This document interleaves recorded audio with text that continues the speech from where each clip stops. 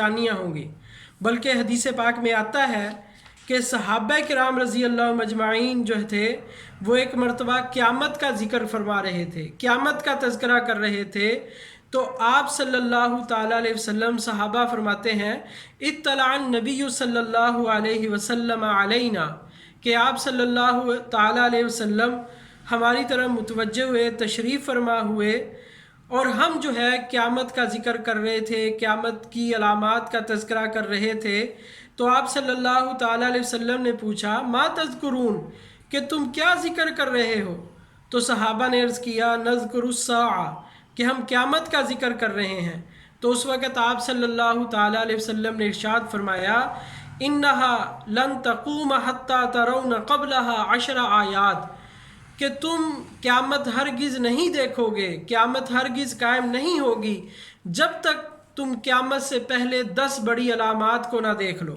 फिर आप सल्लल्लाहु ताला अलैहि वसल्लम ने फरमाया उन अलामात में एक अलामत दुखान है, धुएँ का निकलना, और ये धुआं आम धुआं नहीं होगा बल्कि इतना बड़ा धुआं होगा कि पूरी दुनिया के लोग जो है इसको देखेंगे, और इतनी कसीर तादाद में होगा कि लोग जो है इससे खौफ ज़दा हो जाएंगे। बहुत बड़े पैमाने पर यह धुआं ज़ाहिर होगा। और दूसरा फरमाया अद-दज्जाल,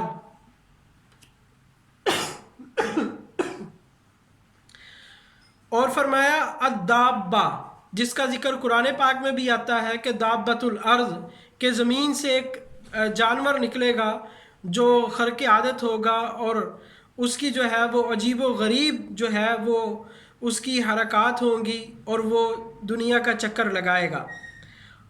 और फिर फरमाया तुलू शम्स मिन मग़रिबिहा, के मग़रिब से सूरज का निकलना, व नुज़ूल ईसा इब्न मरियम, और ईसा इब्न मरियम का नाजिल होना, व याजूज व माजूज, और याजूज माजूज, और 3 जगह जो है वो धंसाया जाना। वो 3 जगह, एक मशरिक़ में, व ख़स्फ़ुम बिल मग़रिब, और मग़रिब में, व ख़स्फ़ुम बि जज़ीरतिल अरब, और जज़ीरतुल अरब में।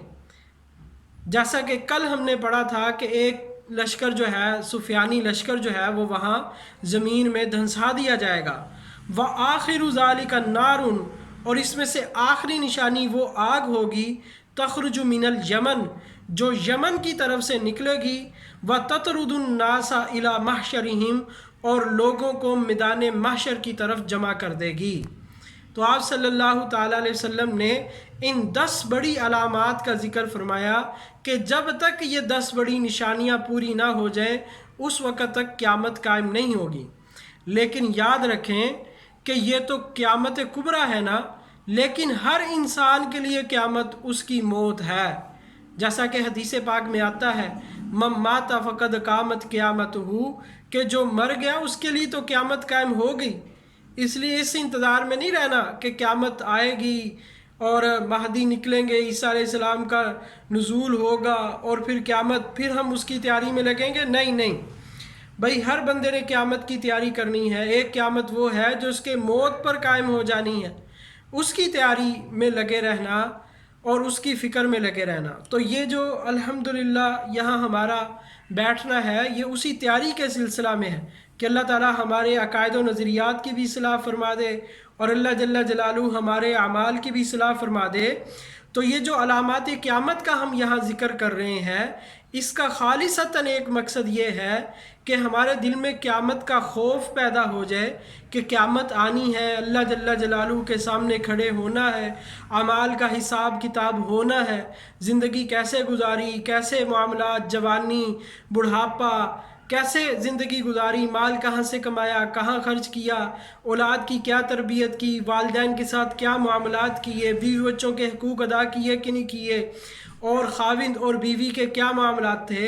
यानी एक पूरी इबादत कैसे इबादत के मामलात कैसे रहे, मामलात लोगों के साथ कैसे रहे। यानी ये उस वक़्त हमारे दुरुस्त होंगे जब हमारे दिल में क़यामत का खौफ होगा और क़यामत का डर हमारे दिल में होगा कि एक दिन मरने के बाद ज़िंदा होना है और अल्लाह जल्ला जलालू के हुजूर खड़े होना है, तो उसकी तैयारी है। तो जब हम ऐसी मजालिस में शामिल होंगे जहाँ क़यामत का ज़िक्र होगा, अलामात क़यामत का तज़किरा होगा, تو یہ چیزیں ڈر اور خوف ہمارے دلوں میں پیدا ہوگا، تو یہ ڈر اور خوف جو ہے پھر انسان کو اللہ تعالیٰ کی نافرمانی سے روکے گا، اللہ جل جلالہ کی اطاعت اور فرما برداری پر ہمیں ڈالے گا۔ تو اللہ تعالیٰ سے دعا ہے کہ اللہ تعالیٰ ہمارے دل میں بھی اپنی محبت کو اور اپنے خوف کو پیدا فرما دے۔ تو بہرحال جناب عیسیٰ علیہ السلام سے متعلق چند ایک باتیں جو ضروری ہیں وہ میں عرض کر دیتا ہوں۔ باقی کچھ عیسیٰ علیہ السلام کا تذکرہ کل کے موضوع میں آئے گا دجال کے ساتھ، کیونکہ یہ تینوں جو ہیں ان کا ذکر لازم اور ملزوم ہے، حضرت مہدی، عیسیٰ علیہ السلام اور دجال، یہ تینوں کا ذکر جو ہے وہ لازم اور ملزوم ہے۔ اس لیے کل کچھ باتیں جناب مسیح علیہ السلام کے حوالے سے کل کچھ باتیں سامنے آئیں گی۔ تو ایک بات یہاں یہ یاد رکھیں کہ بعض لوگ کہتے ہیں کہ عیسیٰ علیہ السلام اگر جب آئیں گے تو آپ کا عقیدہ تو یہ ہے کہ آپ صلی اللہ تعالیٰ علیہ وسلم آخری نبی ہیں، آپ صلی اللہ علیہ وسلم کے بعد کوئی نبی نہیں، تو عیسیٰ علیہ السلام جب آئیں گے تو آپ کا عقیدہ تو پھر نہ رہا ختم نبوت کا۔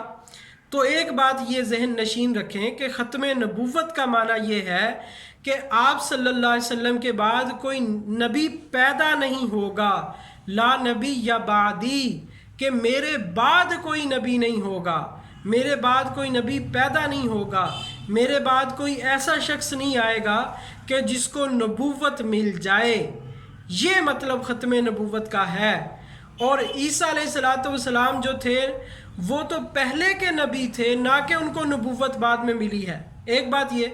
دوسری بات یہ، ایک بڑی عجیب بات لکھی علماء نے، کہتے ہیں کہ عیسیٰ علیہ السلام کا آنا یہ ختم نبوت کی سب سے بڑی دلیل ہے، ختم نبوت کی سب سے بڑی دلیل ہے۔ وہ کیسے کہ عیسیٰ علیہ السلام جب آئیں گے تو لوگوں پر واضح ہو جائے گا کہ آپ صلی اللہ تعالیٰ علیہ وسلم واقعتاً آخری نبی ہیں، ان کے بعد اور کوئی نبی پیدا نہیں ہوگا۔ کیوں؟ اگر کوئی نبی پیدا ہونا ہوتا تو عیسیٰ علیہ السلام کو آنے کی کیا ضرورت تھی؟ وہ نبی آ کر سارے کام یہ کر دیتا۔ تو جب کسی نبی نے پیدا نہیں ہونا تو عیسیٰ علیہ السلام آ کر بتا دیں گے کہ میں پہلے والا نبی ہوں جو اب آیا ہوں، میرے آنے کا مطلب ہی یہی ہے کہ اب کسی نبی نے پیدا نہیں ہونا۔ تو عیسیٰ علیہ السلام کا آنا یہ ختم نبوت کی بہت بڑی دلیل ہے۔ اس سے معلوم یہ ہوتا ہے کہ اب کوئی اور نبی پیدا نہیں ہوگا، ایک بات۔ اور دوسری بات یہ ہے کہ احادیث مبارکہ میں جو جناب عیسیٰ علیہ السلام کے متعلق جو باتیں ارشاد فرمائی گئیں وہ بالکل اتنی واضح اور کلیئر ہیں کہ آپ صلی اللہ تعالیٰ علیہ وسلم نے قسم کھا کر اور تاکید کے انداز میں اس بات کو ارشاد فرمایا، اور محدثین نے اس کو نقل کیا۔ صحیح بخاری شریف میں حدیث پاک ایک موجود ہے کہ آپ صلی اللہ تعالیٰ علیہ وسلم نے ارشاد فرمایا، والذی نفسی بیدی، مجھے قسم ہے اس ذات کی جس کے قبضے میں محمد صلی اللہ علیہ وسلم کی جان ہے، کیا لیوشکن، کہ بہت قریب ہے، ان ینزل فیکم ابن مریم، کہ تم میں ابن مریم نازل ہوں گے۔ یہ نہیں فرمایا کہ پیدا ہوں گے۔ بعضوں نے کہا جی ابن مریم جو ہے وہ نزول کا معنی پیدا ہونا۔ جو لوگ جھوٹی نبوت کا دعویٰ کرتے ہیں، جھوٹی مسیحیت کا دعویٰ کرتے ہیں، وہ اس طرح کی بے جا طویلیں کرتے ہیں۔ تو آپ صلی اللہ علیہ وسلم نے ان کی طویلوں کو رد فرما دیا اور فرمایا کہ وہ نازل ہوں گے۔